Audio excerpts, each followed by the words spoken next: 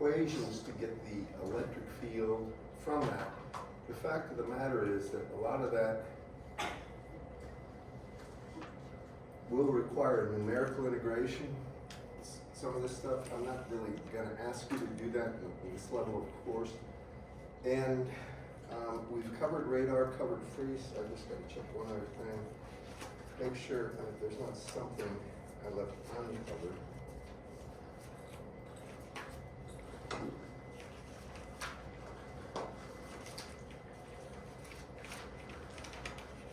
He doesn't talk about aperture antennas other than he gives an equation for how far you have to be away from before you're in the far field, and that's 2d squared over lambda. I'll get to that as needed. We did the short dipole.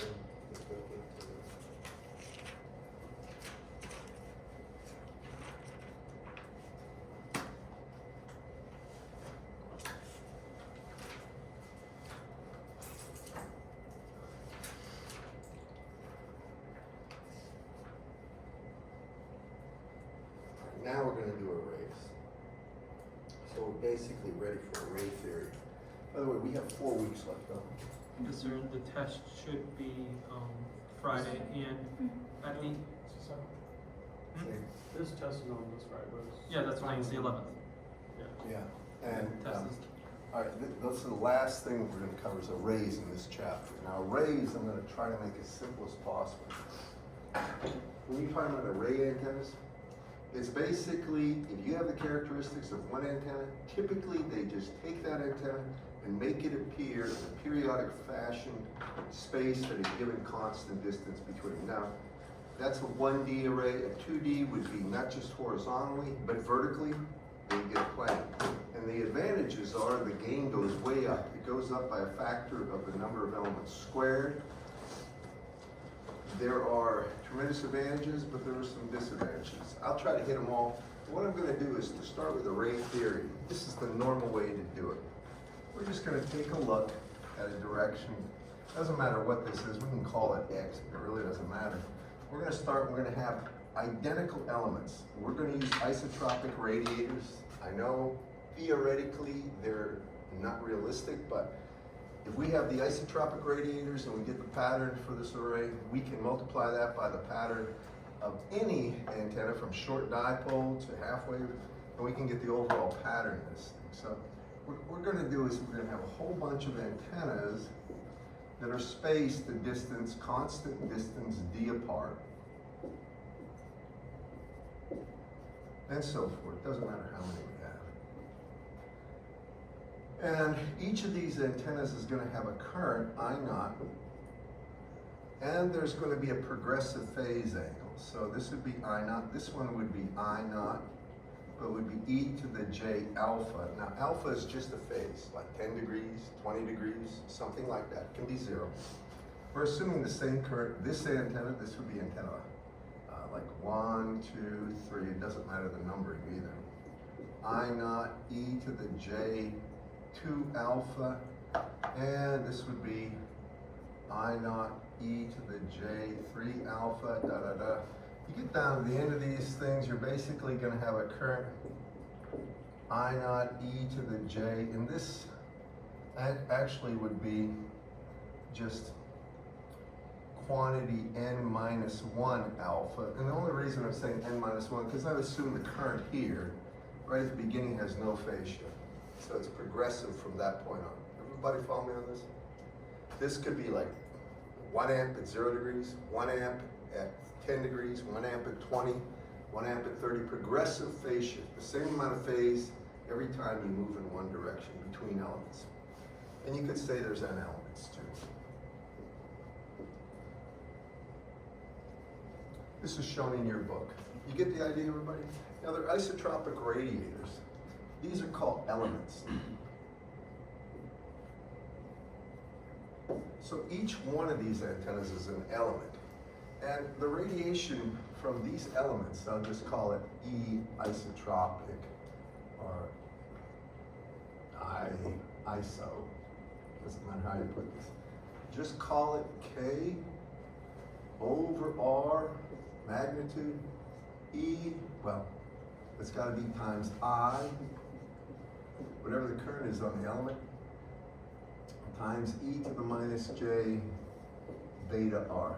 Don't worry about the direction, but we're gonna assume that the electric field is proportional to current and inversely proportional to distance, but there is a phase. You all with me in this class? It's very, very simple. The further away you get, the smaller the electric field. Further away you get, the more phase. Beta r would be the phase change. Beta would be 2 pi over lambda. R, of course, would be in meters, but if it was in terms of wavelengths, you could figure it out. So now we're going to take a look at the electric field a long way away. And if this total length of this array right here, the total length L would be equal to the number of elements minus 1 times D. Can you all follow me on that?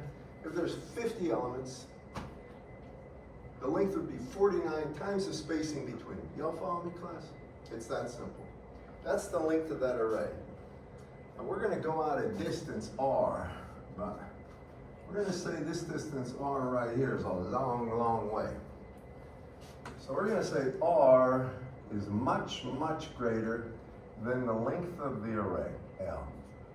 How much greater? It doesn't really matter. It's so far away that this array will look like a pinpoint. What I'm getting at is we're going to be so far away that each one of these vector r's will be parallel to each other. Get this idea? Now, when we have that, and we're that far away, when I come out here and I look, you know, I could put some sort of indication that break, and then we're way out here. The electric field out here, E total, I'm going to put here, and by the way, this is far field, all right? And no matter how you, it doesn't matter how you define this, they're so far away from the array, it looks like a point. That's how far you go. So we're not close. Close, it's a much different problem. Therefore, the total electric field would be the electric field from the first one plus the electric field from a second current plus plus the electric field really from the nth one. That should make sense. You're going to sum all these electric fields, and I have to show you a few other things. We're going to start by defining r as the distance from the first element to the point of observation. So let that be r. You'll see why in a second. So if I look at this, the electric field from the first element, and this is the electric field total, but from the first element, well, it's going to be K, right, whatever that is, I naught over R e to the minus j beta r. There's no tricks here. I'm not even putting down the a phi direction for the electric field. At this point, it's not going to matter so much. You're going to see when we multiply that by the electric field from a given element, then we get the actual orientation of the electric field. This is just the array factor that we're actually going to get. That's the first. Does that make sense to everybody? That's just, now the second one's a little different. It's still going to be plus k, but now we're going to have I naught e, and here we're going to have j alpha. That's the phase term. Y'all follow me? Now, it's going to be divided by r. Technically, if you look at this, I need to define something else. I need to define this angle. Make sure you write this down. This angle right here is the angle between the axis of the array and the radius vector r. You can call it what you want. In Whitmore's book, he calls it phi, I believe. That phi is not the spherical and cylindrical phi. All right? This is all, I could use a different symbol. Whitmore's book, he uses phi, and that's the only reason I'm using it. But it is always the angle between the array. If that wasn't the x-axis, say that was the y-axis, it's still the angle between the axis the array's on, or the direction of that, and the radius vector r. Got that, everyone? Very important. So if you look at this, I hope you can see this. I should have made this a little further away, but there is a distance difference. I mean, there is a slight difference in the distance. This value right here, if you look at it, is actually going to be D times the cosine of that angle right there. So that angle is this angle. I hope you can see this. This is D. So if you look at this, D times the cosine of that is this distance right here, or you might say delta R difference is D cosine of phi. Can everybody see that? And always take it in the limit. If you don't say, well, what happens as phi goes to 0? Well, then this distance is D, right? Cosine of 0 is 1, yeah, it makes sense. And if it's 90 degrees, there is no phase difference or no difference in distance between this vector and this vector. They're perpendicular, right? And in fact, if cosine of 90 is 0, yeah, it makes sense. It checks the sanity. You might say sanity check. Okay, so this one, now this is important. 1 over R and 1 over R minus D cosine of phi are about the same. Do you give me that? We're talking about let R be 1,000,000 miles plus or minus an inch is about 1,000,000 miles if you take 1 over. Everybody got that? So we just leave this as R. But the thing is, the phase is important. Now that phase may be a significant difference. So then I'm going to have e to the minus j beta, and now it's going to be R, but it'd be minus d cosine phi for the first one. Does everybody understand that? Now, the reason I'm saying it, remember with phase, every time, with R, think of R in terms of wavelength. Every time you go a wavelength, you start over again with the phase, right? So that's why this phase term is going to be real important. That's the thing you key on with this stuff. Everybody all right with this one so far? Now I'll add the next term. You'll see the progression. So the next one, still going to have the K, still going to have over R. That'll be the same. It'll still have I naught, but now the phase is e to the j2 alpha. That's the phase shift, it's called. And we do that electronically. Then there's going to be this, the e to the minus j beta. Here it's going to be R minus 2d cosine of phi. I'll try to explain this. I think you'll see. The difference in phase between, or I should say in R between this one and this one is this length. But between this one and this one, can you see how basically it's going to be twice that? Now it's this right here. Can everybody see that? You with me? So that's the reason it's minus 2d cosine phi. And I can keep on, I can just write this out and see how the permutations work. But it's going to be plus, dot, dot, dot, plus, and then you're going to see it's K, I naught, over R. You can take that out front. You can take out in front e to the minus j beta R. That'll factor out. Now look what you're left with. Then you're going to get something where you're going to get e to the j, and I can go ahead and say that I took that out front, so I have 2 here, I have a 2 there. That will be replaced by n minus 1 because it's minus j beta times a minus 2. It's going to be e to the j, and here it's going to be n minus 1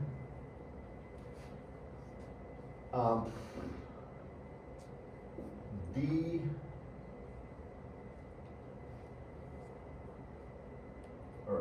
beta d. Beta d cosine phi plus alpha. Now what I'm trying to do is show you that when you multiply this out, you get e to the minus j beta r times e to the plus j beta 2d cosine phi. When you replace that 2 with n minus 1, because that's the first one, remember, it's going to be 0, basically. No phase shift. You get this. Okay? You get the idea with this. We're trying to find a nice shorthand, condensed way of writing out what's going to happen here. Now I'm going to finish my thought here. So I can write this whole thing as this. I can take out the K. I can take out the I naught. I can take out R. And I can take out e to the minus j beta r, all that out front. And by the way, that in fact is the isotropic electric field. You'll notice that, follow me? And then I'm going to take that and multiply, I'll put this in brackets so you can see it. I multiply this by something where I'm going to have small n goes from 0 to n minus 1, or I can go from 1. No, I'll go from 0 to n minus 1 of this thing. And this is going to be, and I'm going to create a new variable too. I'm going to say psi is equal to beta b cosine phi plus alpha. This is important to see. This is just writing this in terms of a shorthand or a condensed way, because that thing's going to appear so many times. That really is a substitution angle, but when I do this, I get this, and it's going to be e to the j, since I got n minus 1 there, it's the limit. It's going to be j small n times psi. And that's how this thing can be condensed down. Now, I want to show you something. And it's important you see this. We'll get to this in a second, but just follow me on this. And I want to make sure you write this down. When I'm circling in purple, this is the element pattern.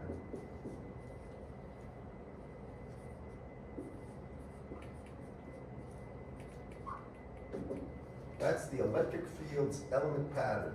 That was the isotropic electric field I put over here.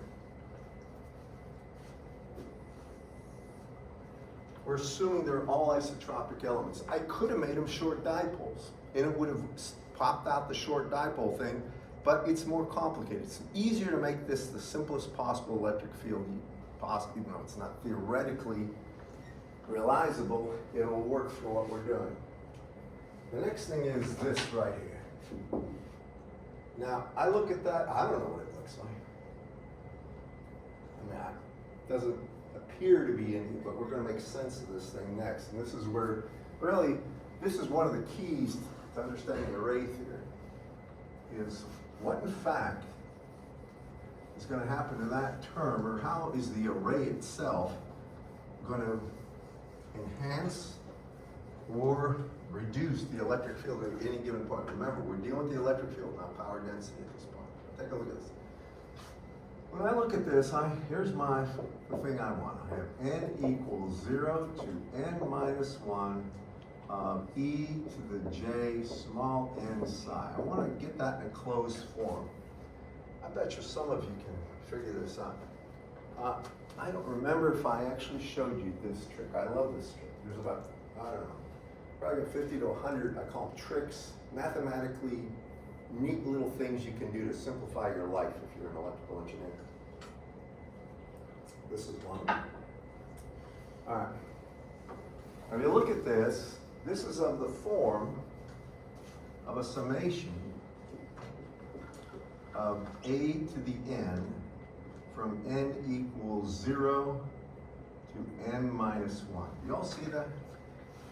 A would be e to the j psi. So if you think about this, the a down here would be e to the j psi, and then you take that to the nth power. Can you all follow me? I'll write it out even clearer, right? I'll say this can be looked at as n equals 0 to n minus 1 of e to the j psi to the nth power, just so you can see it more clearly. Everybody with me on this? This is a geometric series. These are one of probably maybe 24 series that you had to do in math. I really don't remember. You had Maclaurin, binomial, all those different series things. This is standard geometric. Well, if you look at this, I'm going to call it y. It doesn't matter what I call it. So if you look at this and just write out a few terms, you're gonna get a to the 0 or 1 plus a squared plus plus a to the n minus 1. Can you all see that? Now I'm going to take this and I'm going to say down here I'm going to have a times y, and I'm going to say what it is. Well, that's just a, right, times what I've got there, a to the n, from n equals 0, n minus 1. Well, that means this is a plus a squared plus a cubed plus plus a to the n. Remember, that's a times y. Everybody agree? I bet you some of you know my next thing that I'm going to do. Without telling me, does anybody recognize it? This is, I think you were taught this in math. It's just a clever little trick. All right. Now I'm going to take y, right? And I'm going to subtract from it a y. Or really what I'm going to have is y times 1 minus a, if you look. Can y'all see this? I'm going to take this and subtract that from it. With me? Now take a look. Well, there's a 1 here, no 1 down there, so 1's going to survive. Minus, now watch this. A minus a, gone. A squared minus a squared, gone. You see that? All the way down the line. A to the n minus 1, a to the n minus 1, gone. But minus a to the n survives. So I get minus a to the n, that survives, and that equals this. Can everybody follow me? I want what y is. So if you notice, and I'll put it right here, that means that my y, or said more clearly, the summation of a to the n equals 0 to n minus 1 is actually going to be 1 minus a to the n over 1 minus a. Everybody with me on that? It gets better. How many see that? Again, what we're doing is trying to get this, reduce this thing down into something that's meaningful, that we can see some properties on, that isn't so bizarre that you have to have a computer to plot it and see it. Got that? Okay, still not done. Well, that's cool in a sense. Now let's write it out for this. That means this whole thing becomes what? 1 minus a to the n. Well, that's 1 minus, pardon me, e to the j psi right here to the n, capital N power, right? And matter of fact, why don't I do it this way? I'll just say it's e to the j n psi over 1 minus e to the j psi. Can everybody see that? I just replaced a with e to the j psi. That still isn't working for what I need. Does anybody have an idea what to do next? We're going to remember what I'm about to show you. This is real important. You're going to use this in comm probably. I bet you many of your upper level courses you're going to be using this next little trick. I call them tricks because to me, these aren't things that are just deduced logically. These are things you have to look at and think about. They're not really just jumping off the paper as the next logical step.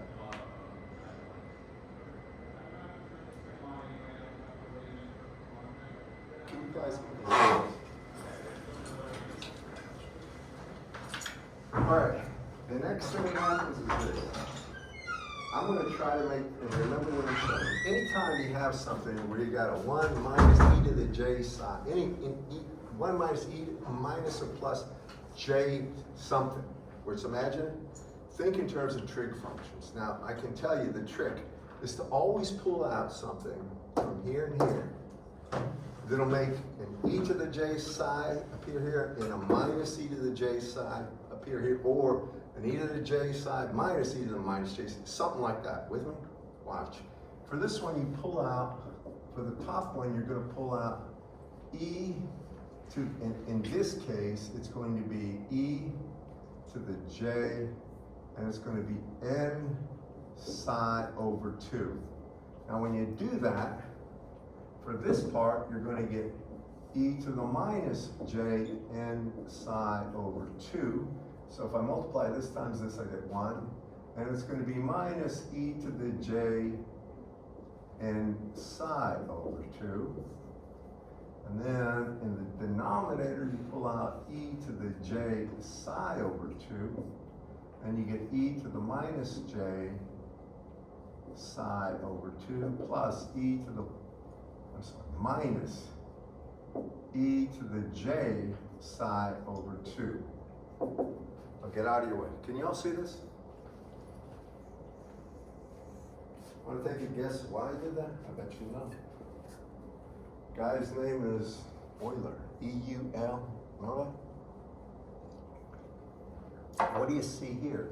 Well, I'm going to erase that. Euler's identity comes in real handy right here. I'm going to leave that alone. And specifically, can you see that the sine of theta is equal to e to the j theta plus, minus e to the minus j theta over 2j. Can you all, does everybody know that? Euler's you gotta know. When you get into Tugnate's class, Dr. Tugnate's comm class, trigonometers and Euler's you're gonna live on. It's just that simple. You gotta know this stuff very well and understand how to apply it. So you'll notice that angle theta is really n psi over 2 up there, and you'll notice it's kind of backwards. This is positive e to the j theta. That is actually going to be a minus e to the j n psi over 2. So it's really minuses. So let me just put it to you this way.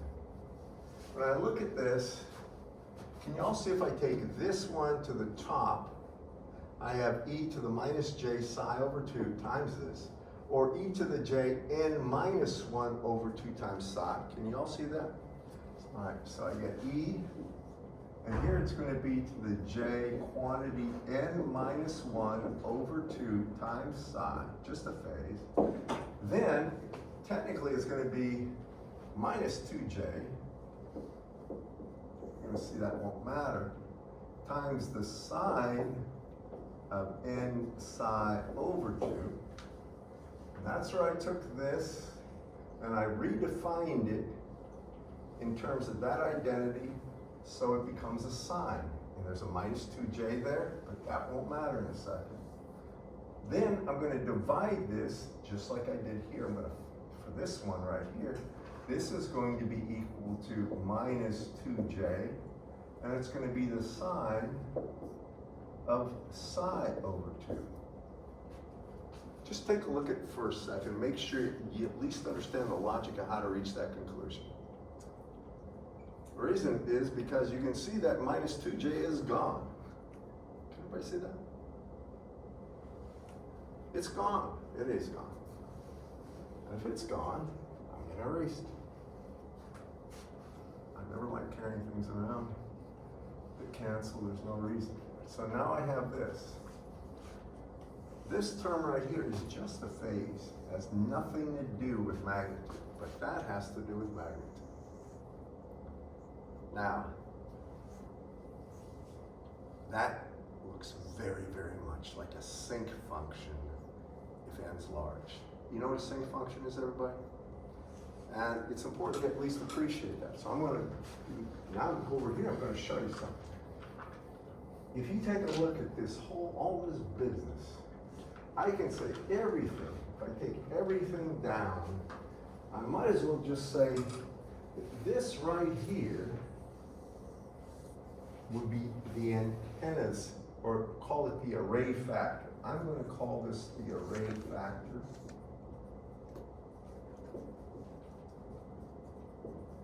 Now it is multiplying the electric field, and I'm going to go ahead and I'm going to make a statement.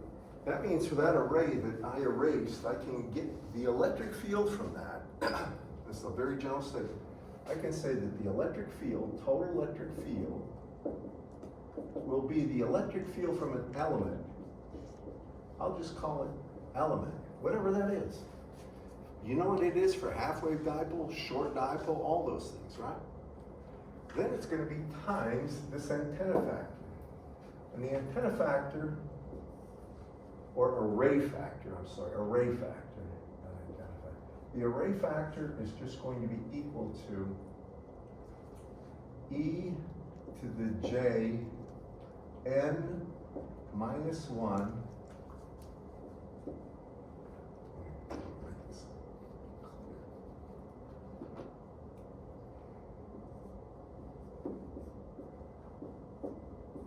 over 2 times psi, that's only a phase term, psi at the top, times psi, then it's going to be times the sine of n psi over 2 over the sine of psi over 2.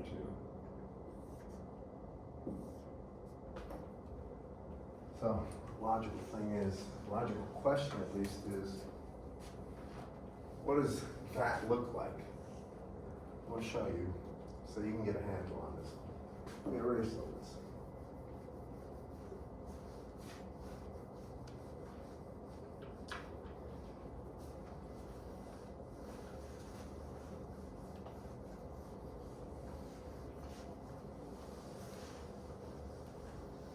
Is it warm in here or is it me? Feels okay? Set temperature on that thermostat.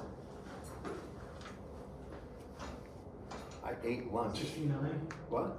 69? It's 60, not 69. Maybe As that's warm. dumb as it is, that's what it says. It may say that, but indicate that, but I don't think it's 69.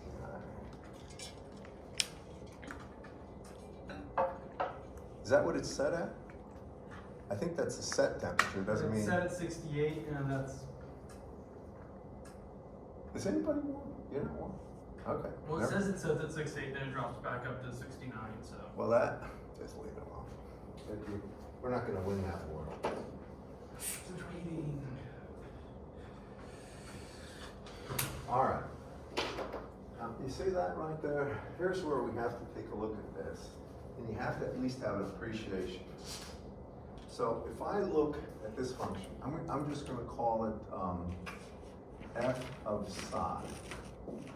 And here, you don't care about that phase term. It's only gonna be magnitude. Magnitude of the sine of n psi over 2 over the sine of psi over 2. Now here's the thing. If n is large, just do this, n large. I don't know, 5, 10, something like that. There's no way it needs to be specified in great detail. When you look at this right here, does everybody know that the sine of x is about equal to x for x small? Have you all remember that from math? This is in radians. If you take the sine of like 10 to the minus 5th radians, it's about 10 to the minus 5th, believe it or not. Almost exactly that.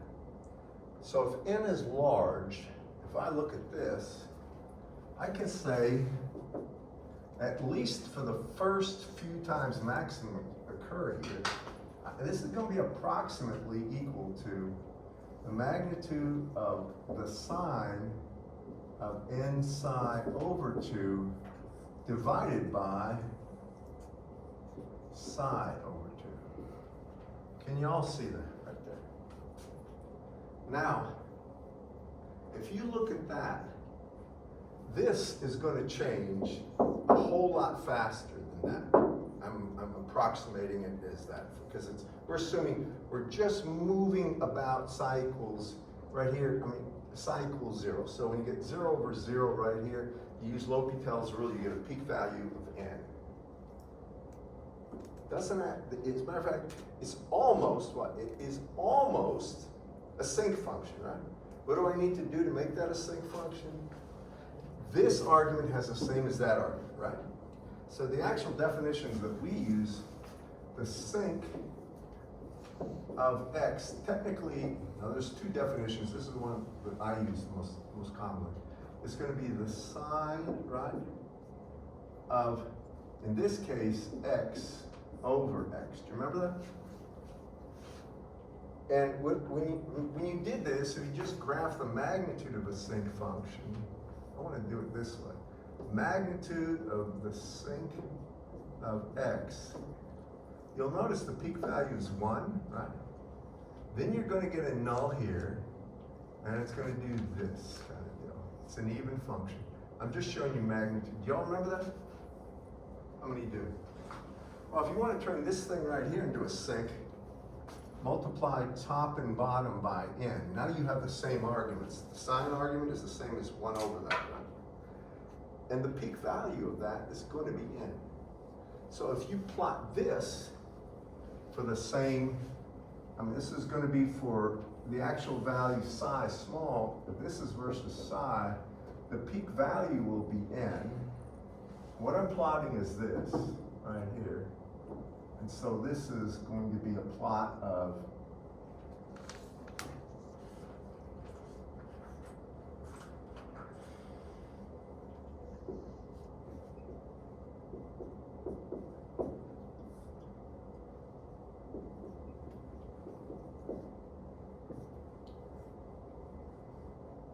the peak value would be n, and it would do this. Just like a sinc function. With me? I'm going to ask you this. For this function right here, where's the first 0 here?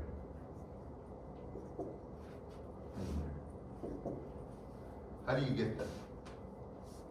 You know down here, this thing is small, but it's not 0. Do you all follow me? So when is a sine equal to 0? Sine of x is 0 if x is 0, but when you get right to the point where your argument here and here is 0, now you have to use L'Hopital's rule, derivative of top, derivative of bottom, set it equal to 0, right, and you get 1 over 1, and that occurs. I mean, that basically is what happens. So it's n. The value there would be n for the peak value right here. But I want to show you where that first 0 occurs, because this is something people miss at times. So this first 0 occurs where the sign becomes 0 for the second time actually. It's at 0 and then at pi, isn't it? So if you look at this, at this point right here, you got n psi over 2 is equal to plus or minus pi, or you have psi equal, and I'll get out of your way in a second, minus, and here it's going to be 2 pi over n. Y'all follow me that?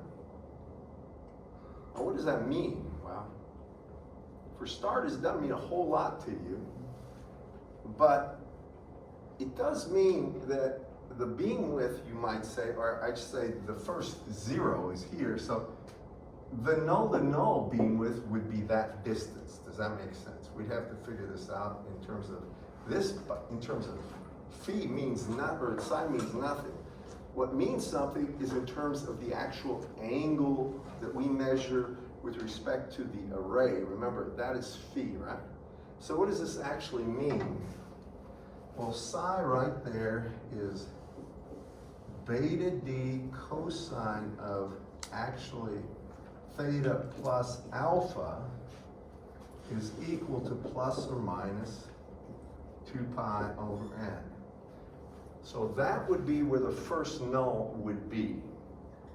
Now you can see that this thing right here gets a little complicated, because now, well, I have an alpha here, right?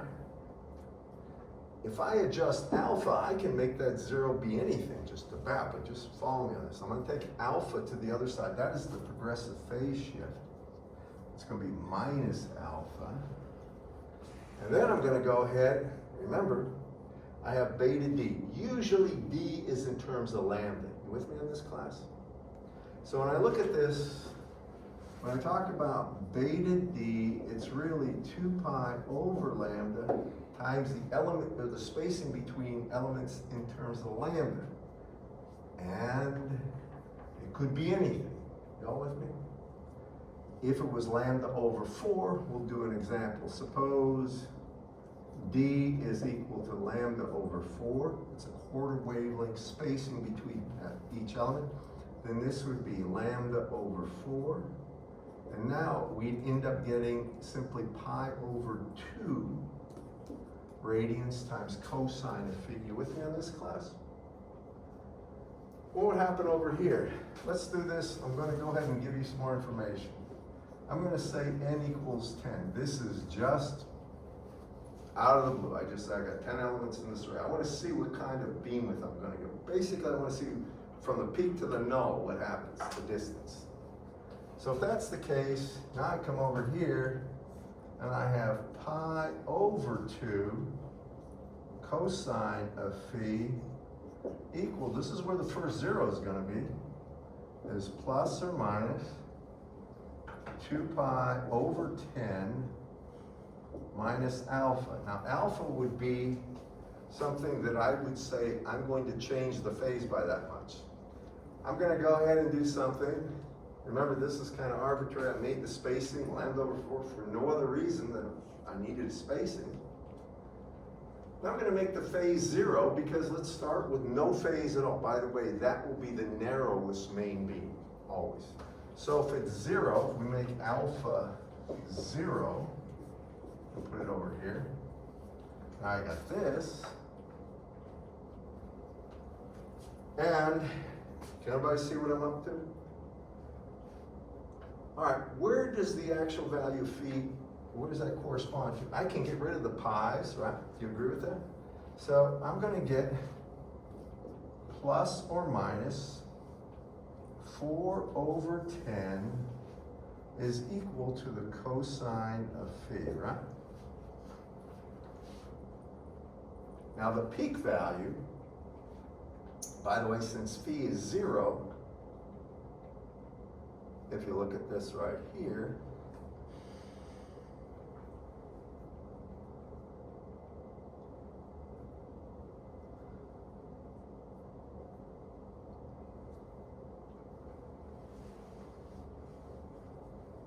remember this is the first 0 here, right? Write that down. This is going to be first 0. It's where it goes to. The actual antennas, the array factor goes to 0. But I got a question for you. Right here, the peak value here is n, right? Or 10. That occurs when psi is 0. You all see that? Psi is 0. So now I have to take a look at this. So psi technically is beta d cosine of phi plus alpha. I made alpha 0. So this is 0, right? Is equal to beta d. Well, that we found out that was pi over 2 cosine of phi, right? Remember phi, this is an important point I'm about to show you. Here's the array, all those elements in the direction there, and this is angle phi. See how phi 0? What angle phi solves this? Psi would be, remember, that's the argument side here, psi. So when psi is 0, this has a value of n, or 10 for me. What solves this right here? It would be what? Plus or minus 90, right? Cosine of 90 or cosine of minus 90. Plus or minus 90, that's perpendicular. In other words, if this is the array when you're shooting straight out or straight down, that's when you're going to get the maximum gain caused by the array factor. With me? And the width of that, what is this value for phi right here? In terms of degrees? Because this is where the null is. I'm trying to Make them, I mean, I don't want to go crazy on this, because if you get this in antenna theory, if you take an antenna course, you get this in great detail. Whitmer's book touches on this. But I'll show you the trick here with most of this stuff. Either plus or minus 4/10. 66.4 degrees. Okay, so it's going to be plus or minus 66.4 degrees for 10 elements. You all with me? Now, don't lose that. Let me do it over here.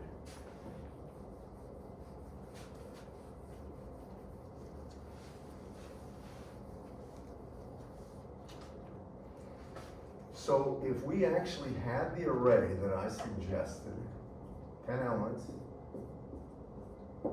as such, and alpha was 0 and the current was I naught progressively, and the actual distance d here, spacing, where d was lambda over 4, alpha was 0 degrees, then your main beam, I'm going to go right in the middle, would be pointing here.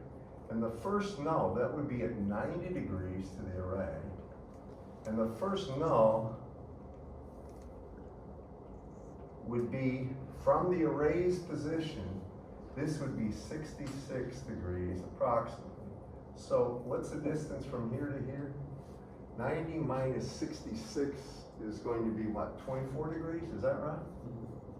And this would be 24 degrees. Now this is just the effect of the array. Nothing to do with the element itself, with me? If you were to graph that, would look like something like this.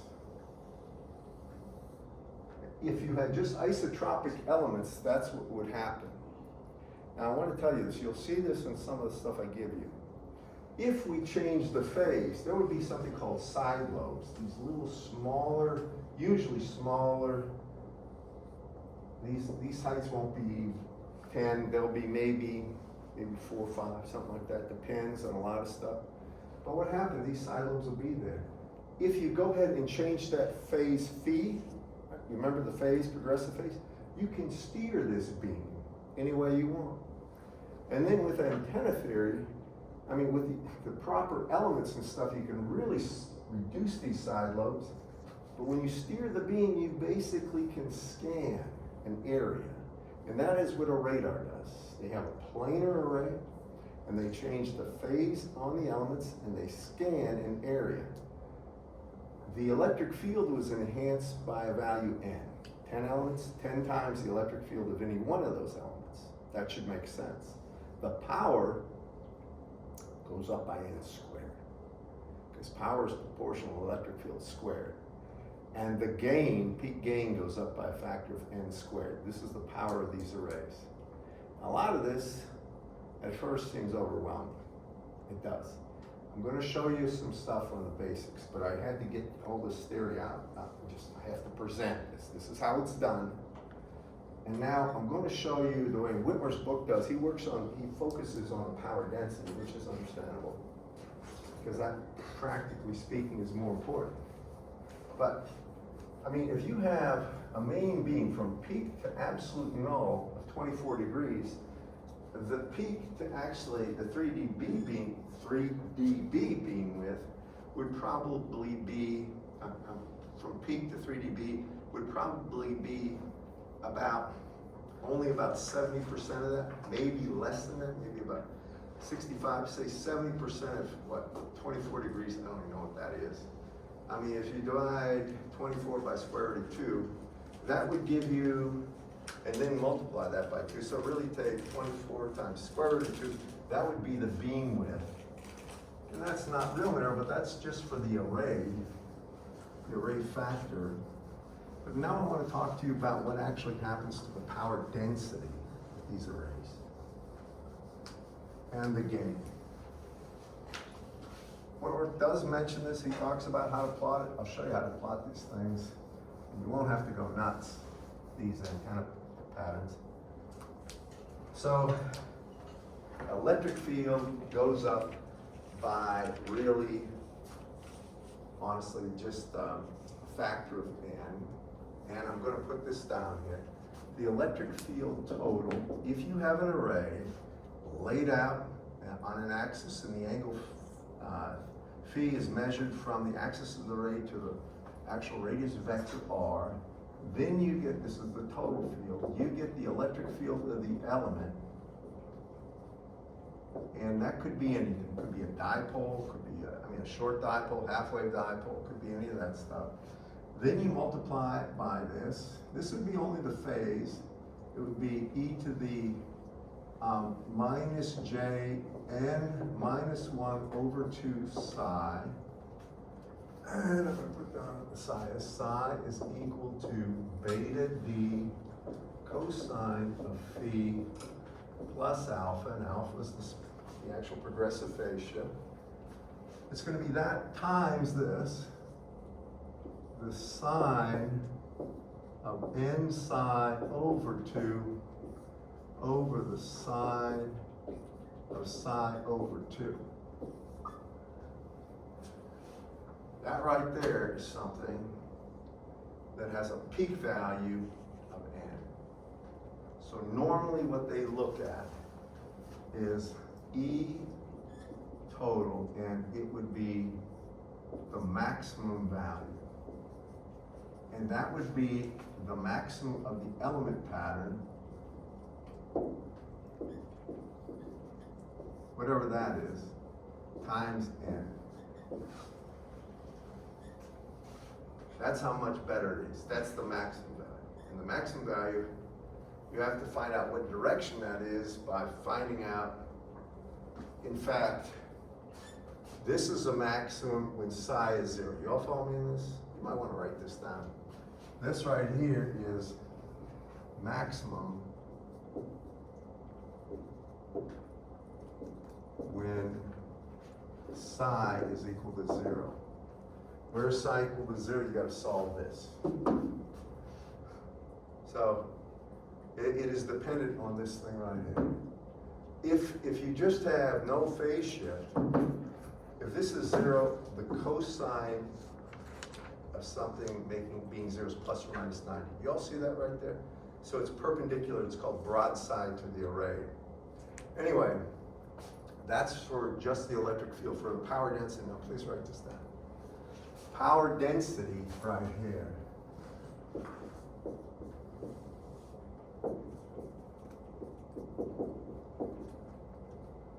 P average, it will be equal to total. It's going to be equal to the average power density of the element. So if you have an electric field from any element, it doesn't matter, short dipole, half-wave dipole, whatever, you get the electric field, you take 1/2 magnitude of the electric field squared over 8.0. That would be the power density. Y'all with me on this? That's how you get it. You take that, and then you multiply times this.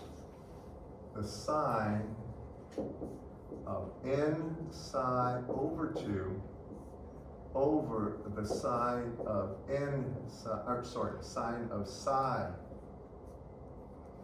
psi over 2.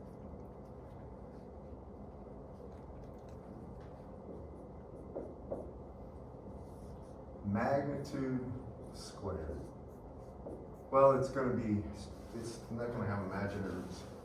And that means this, the maximum value of this, average power density, total, and maximum.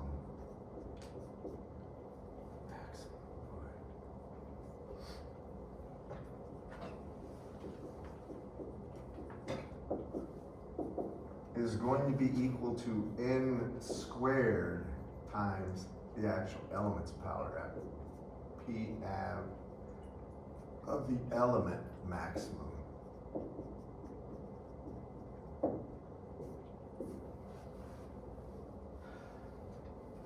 And furthermore, the maximum gain, if you have the gain of just the element, you take that gain and multiply it by n squared. So this is important.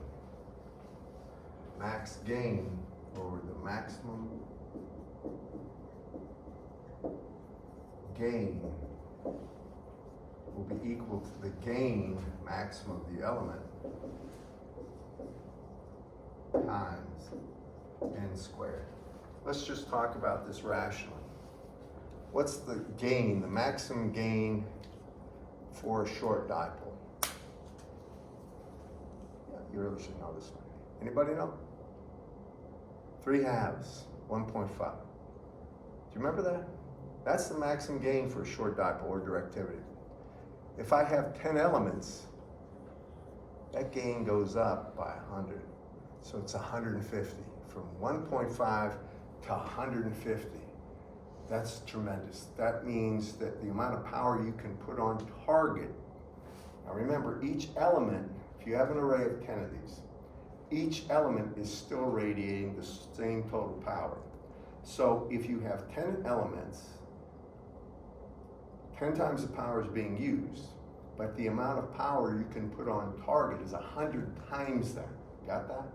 So it goes up, even though 10 elements that are out there, now the power you can put on target goes up by a factor of 100, or it's 10 times the focusing ability of one dipole. It's like taking one dipole and now one short dipole and increasing the gain by a factor of 10. With me on this?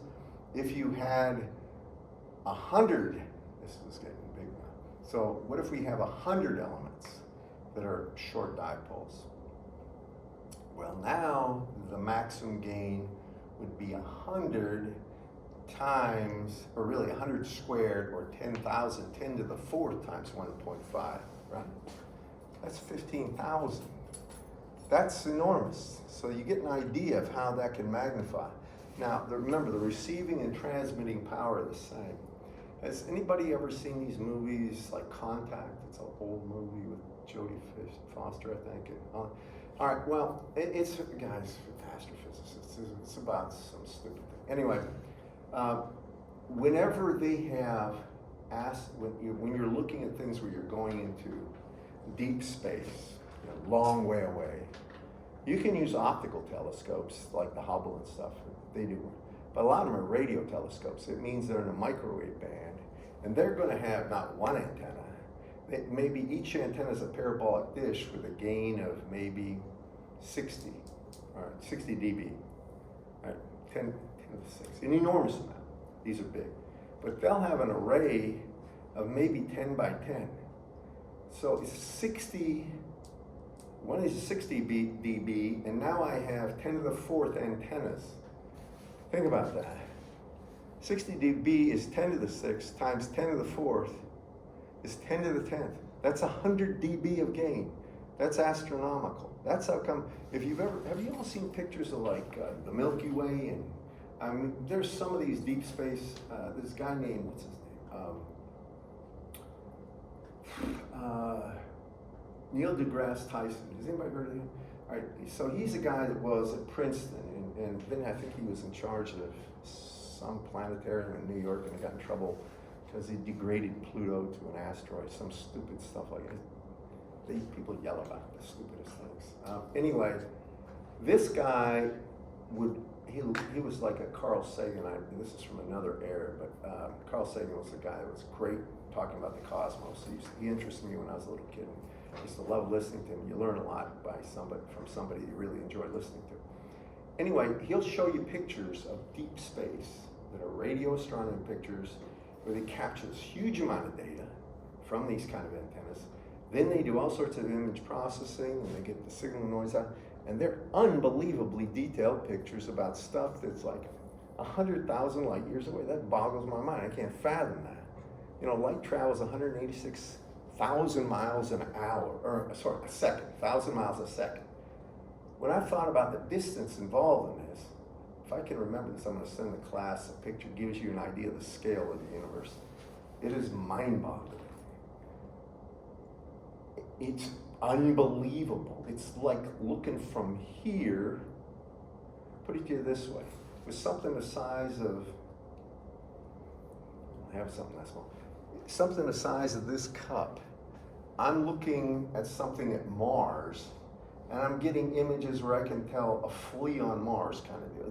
That's the level of resolution they're getting, which is just beyond belief. I might be exaggerating that a little, but not too far from the truth because of scale involved. And anyway, there's a weird thing too, because you know everything in the universe is actually moving apart, it's expanding. So there's these red shifts. Do you know what redshift is? So there's a color shift because of the relative velocity of things, and everything's moving away from each other because of a boom, basically. And they can adjust for that, so they get the true color, and it's amazing what they can see out there. I mean, these are things that interest me. I'm amazed at what you can do with this. That's radio astronomy or astrophysicists, but really electrical engineers build that stuff. I don't think I told you the story about Bell Labs and the antenna out there.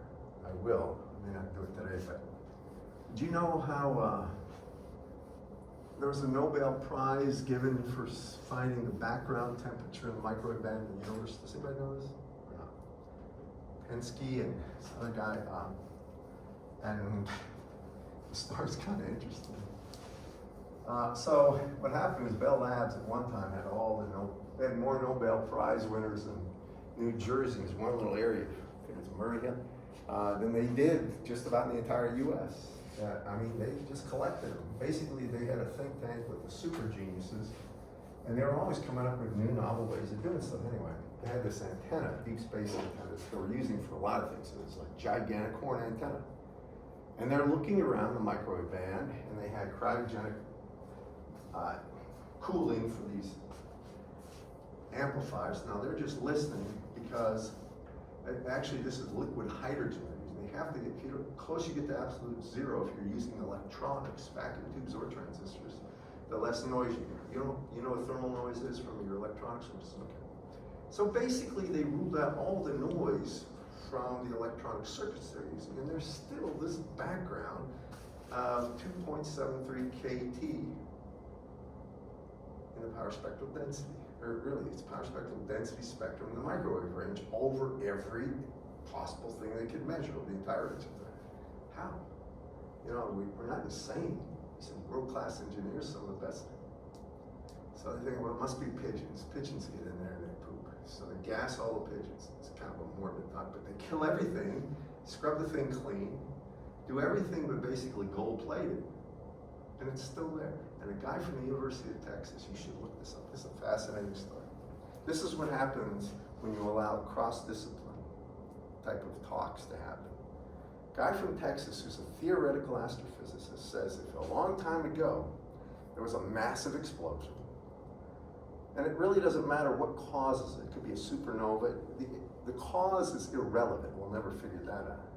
Then there should be a background radiation. Now, you all know from your signals and systems course, anytime you have an impulse function, what happens in the frequency domain? If I have delta t in the time, what is it in the frequency in omega domain? What's delta t transform to? Constant. 1, right? Do you all remember this stuff? No? You know what I'm talking about or not? All right. So how do you do a Fourier transform of a delta t?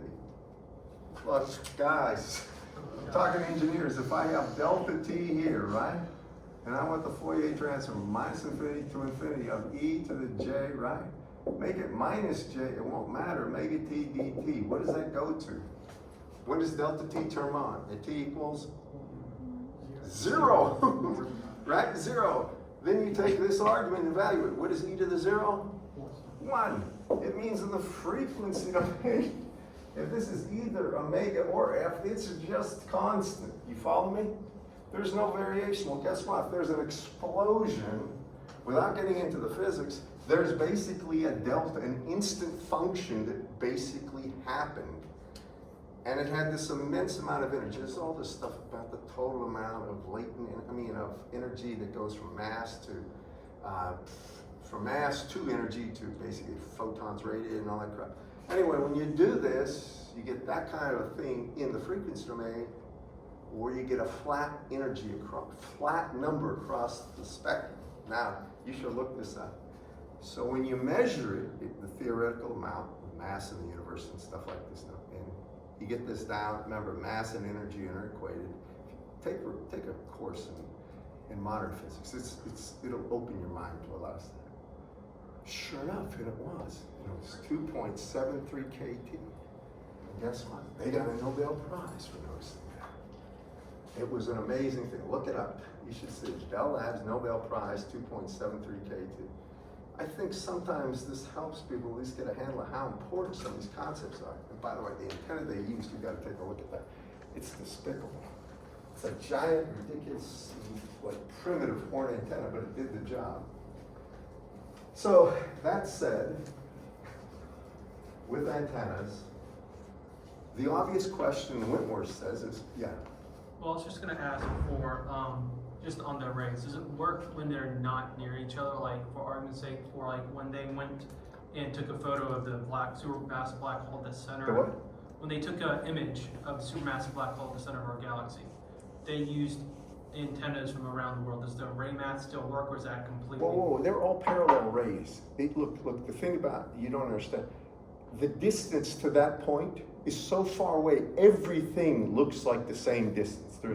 There's no, I shouldn't say, there is a phase difference between, to deal with the frequency, but those rays are parallel.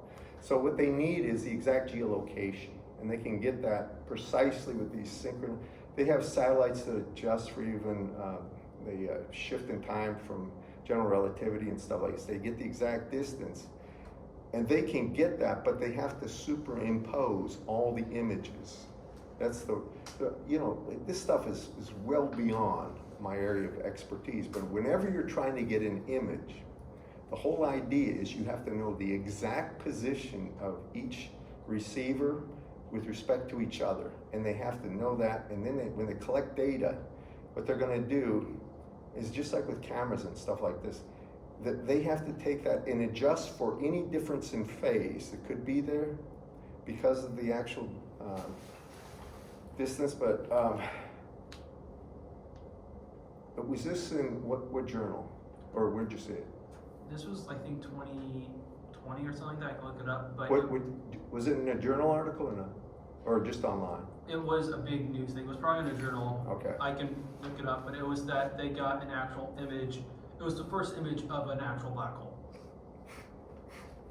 You can't see a black hole, you It see was the something in the secretion event disk. horizon. They saw the secretion disk of the black hole, but it was the one in the center of our galaxy. What they actually normally see is they see this area, a circular area where it's called the event horizon. Light can't get out of a black hole. So basically you'll see particles and stuff streaming in because of excessive gravitational field, and they'll be radiating all sorts of crap. So you see this beautiful bluish, it'll show up optically as, is it a fiery red color? Yes, sir. This is Sagittarius A. This is from 2022. There should be an area that's bluish ring around that thing, I believe. It may be violet. Not on this. Okay. Well, don't worry about showing that right now. All right. So the thing about this is they're going to ask you to sketch patterns. Let me just show you this. The whole idea of sketching a pattern, don't worry about the phase.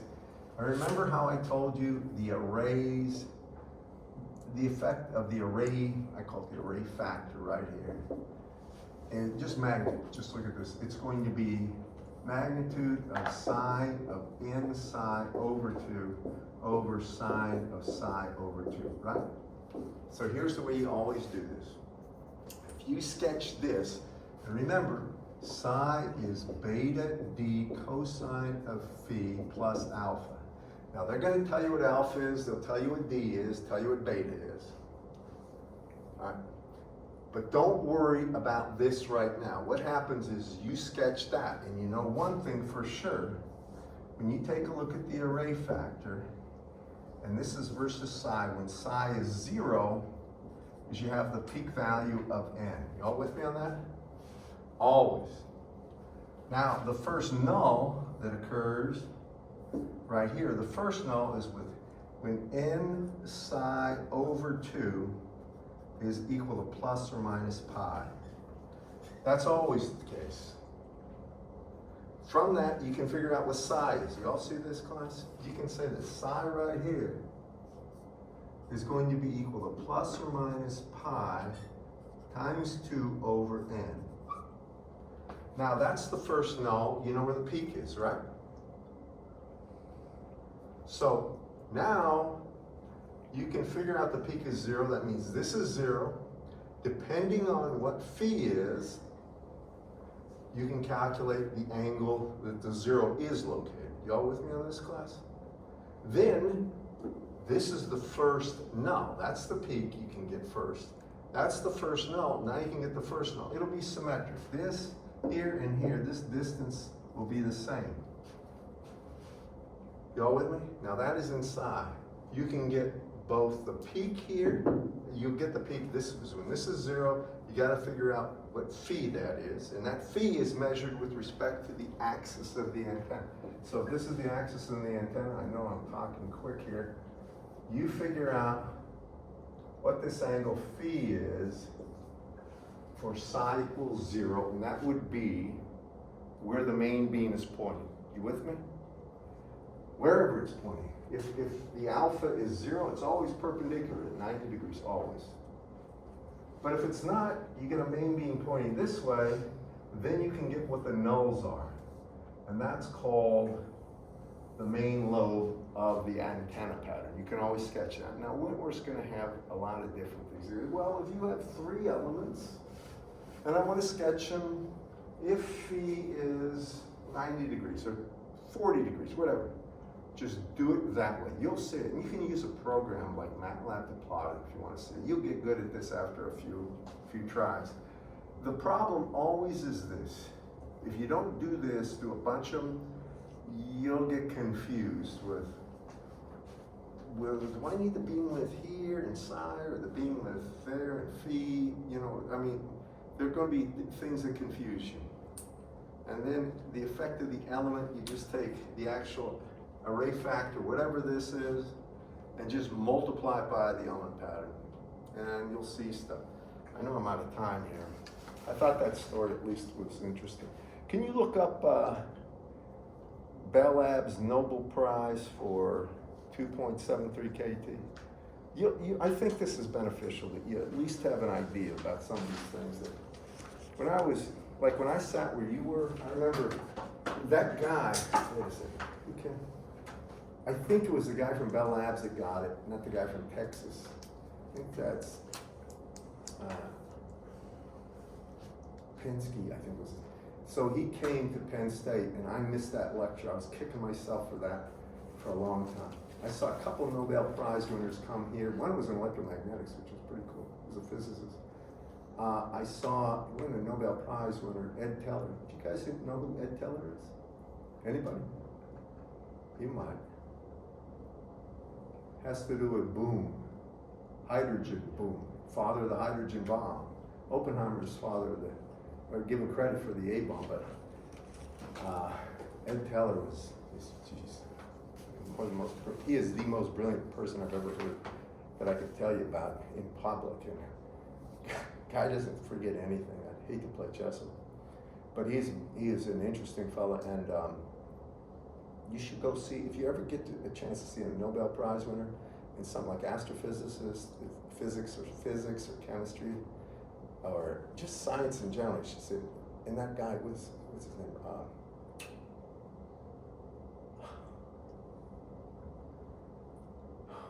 Who the heck's the nature of the chemical bond guy? Who? No, Niels Bohr was a physicist. This guy is a brilliant chemist. He has 2 Nobel Prizes. He should have had actually 3. He's the guy that figured out the double helix, but the other guys got the Nobel for it, that Nobel Prize. That guy, he's California, brilliant guy. What was the name of the guy I believe got it from Elmer's? Begins with a P? Still Penrose? Oh, What year? What? What year? I don't know, but it's 2.73 kT of energy in the microwave. I tried looking for that. I'm not.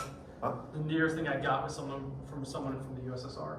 So No. I'm currently looking on the Here, I'll tell you 1 second. Nobel Prize website trying to find it. It was a long time ago, but I can tell you in a second. You give it to me. There's a